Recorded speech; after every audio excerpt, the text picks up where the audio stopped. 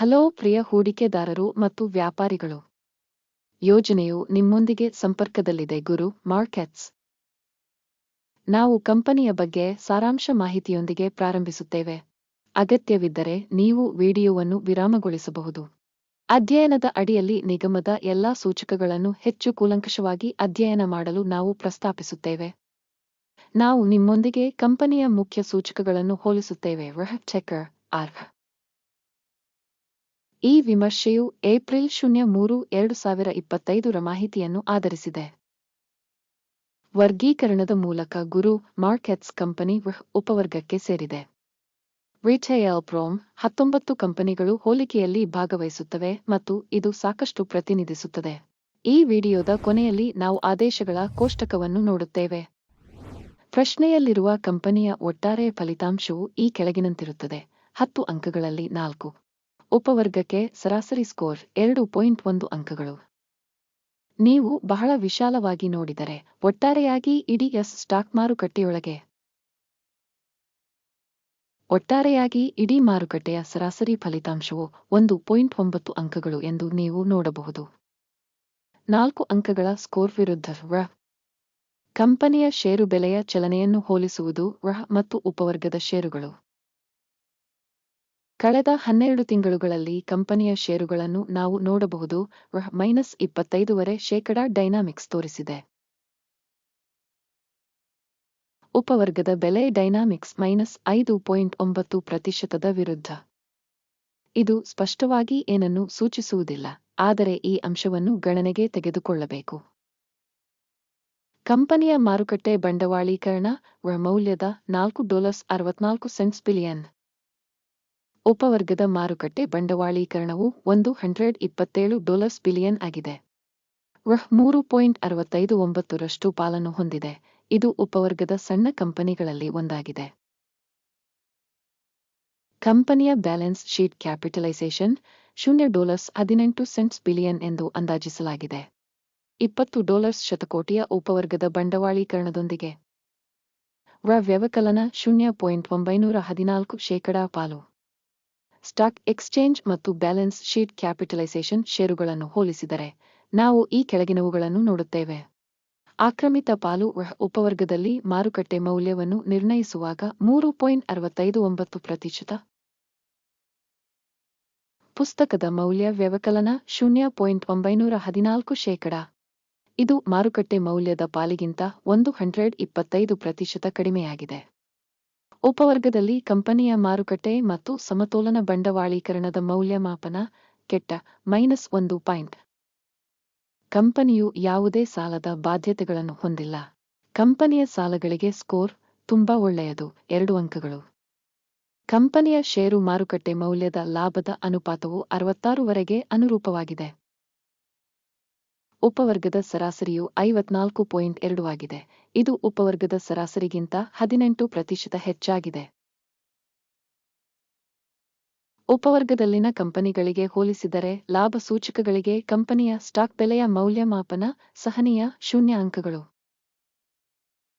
ಕಳೆದ 12 ತಿಂಗಳ ಲಾಭ $70 ಮಿಲಿಯನ್. ಮುಂದಿನ 12 ತಿಂಗಳುಗಳಲ್ಲಿ ಭವಿಷ್ಯದ ಗಳಿಕೆಯು ತಾತ್ಕಾಲಿಕವಾಗಿ $125 ಮಿಲಿಯನ್ ಎಂದು ನಿರೀಕ್ಷಿಸಲಾಗಿದೆ. ಪ್ರಸ್ತುತಕ್ಕಿಂತ 78.9% ಹೆಚ್ಚು.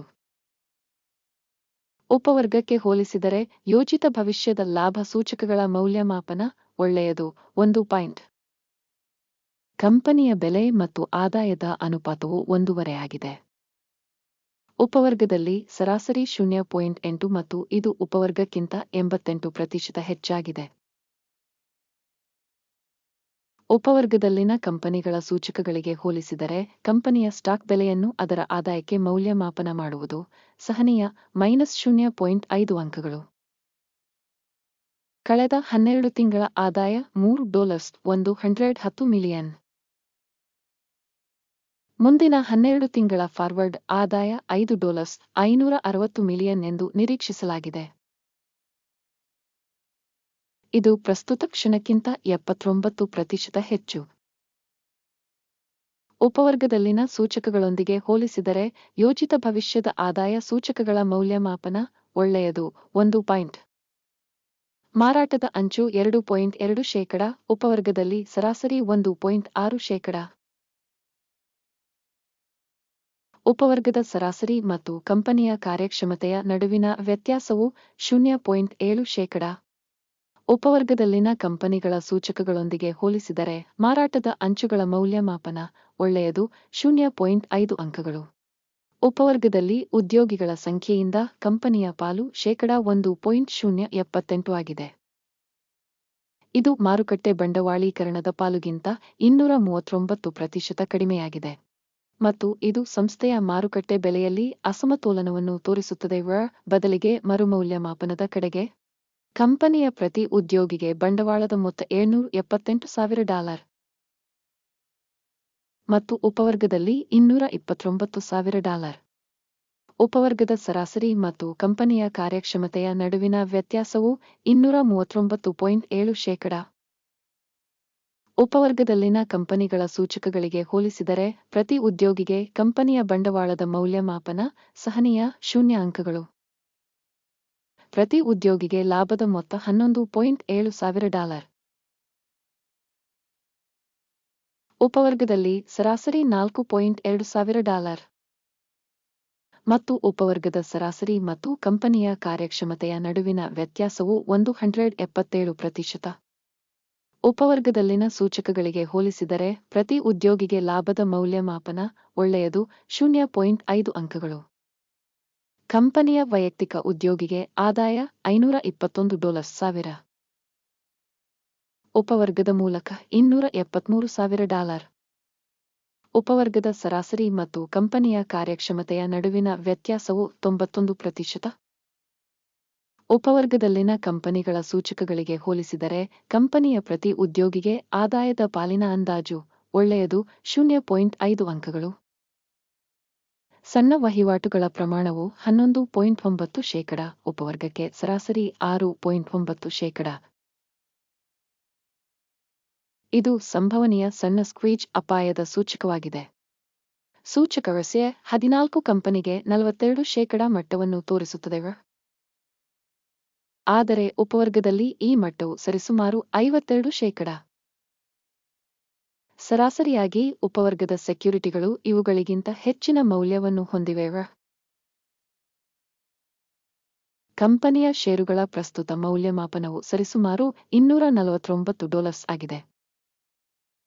ಕಂಪನಿಯ ಷೇರುಗಳ ಒಮ್ಮತದ ಬೆಲೆ ಗುರಿಯು ಸರಿಸುಮಾರು $393 ಆಗಿದೆ. ಪ್ರಸ್ತುತ ಅಂದಾಜು ಮತ್ತು ಒಮ್ಮತದ ಮುನ್ಸೂಚನೆಯ ನಡುವಿನ ವ್ಯತ್ಯಾಸವು ಸರಿಸುಮಾರು 58%ದಷ್ಟಿದೆ. ಆರ್ಡರ್ ಟೇಬಲ್ಗೆ ಹೋಗೋಣ. ಅದು ನಿಮಗೆ ಲಭ್ಯವಿದೆ. ಅದರ ಲಿಂಕ್ ಪಿನ್ ಮಾಡಿದ ಕಾಮೆಂಟ್ನಲ್ಲಿದೆ. ಆರ್ಡರ್ ಟೇಬಲ್ ಮಾಹಿತಿ ಮತ್ತು ಉಲ್ಲೇಖ ವ್ಯವಸ್ಥೆಯಿಂದ ನಿರ್ದಿಷ್ಟ ಋತುವಿನಲ್ಲಿ ಹಿಂದೆ ಮಾಡಿದ ಎಲ್ಲಾ ನಿರ್ಧಾರಗಳನ್ನು ಒಳಗೊಂಡಿದೆ. ಗುರು ಮಾರ್ಕೆಟ್ಸ್ ಆರ್ಡರ್ ಟೇಬಲ್ಗೆ ಪ್ರವೇಶವು ಸಂಪೂರ್ಣವಾಗಿ ಉಚಿತ ಮತ್ತು ಉಚಿತವಾಗಿದೆ. ಪಿನ್ ಮಾಡಿದ ಕಾಮೆಂಟ್ನಲ್ಲಿ ಲಿಂಕ್. ಕಂಪನಿಯ ಮೌಲ್ಯಮಾಪನದ ಪರಿಣಾಮವಾಗಿ ಮಾಹಿತಿ ಮತ್ತು ಉಲ್ಲೇಖ ಮೌಲ್ಯಮಾಪನ ವ್ಯವಸ್ಥೆ ಗುರು ಮಾರ್ಕೆಟ್ಸ್ ಕೆಳಗಿನ ನಿರ್ಧಾರವನ್ನು ಮಾಡಲಾಯಿತು. ವಿಡಿಯೋ ವಿಮರ್ಶೆಯಾಗಿರುವುದರಿಂದ ವ್ಯಾಪಾರವನ್ನು ತೆರೆಯಬೇಡಿ. ಕೊನೆಯವರೆಗೂ ವೀಕ್ಷಿಸಿದ್ದಕ್ಕಾಗಿ ಮತ್ತು ಮಾಹಿತಿ ಮತ್ತು ಉಲ್ಲೇಖ ವ್ಯವಸ್ಥೆಯನ್ನು ಬಳಸಿದ್ದಕ್ಕಾಗಿ ಪ್ರೇಕ್ಷಕರಿಗೆ ಧನ್ಯವಾದಗಳು. ಗುರು ಮಾರ್ಕೆಟ್ಸ್ ನೀವೆಲ್ಲರೂ ತಂಪಾದ ಪ್ರೇಕ್ಷಕರು.